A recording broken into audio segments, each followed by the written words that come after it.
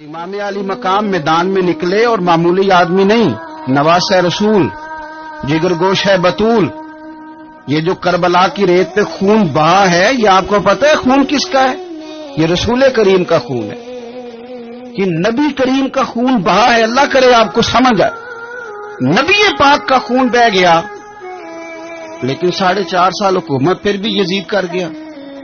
آپ کو کس بات کی جلدی ہے کہ سارے لوگ مان جائیں اور سارے ہمارے پیچھے لگ جائیں اور سارے جو میں کہہ رہا ہوں اس کے پیچھے لگ جائیں؟ یہ آپ کو جلدی کیوں ہے؟ مجھے جلدی کیوں ہے؟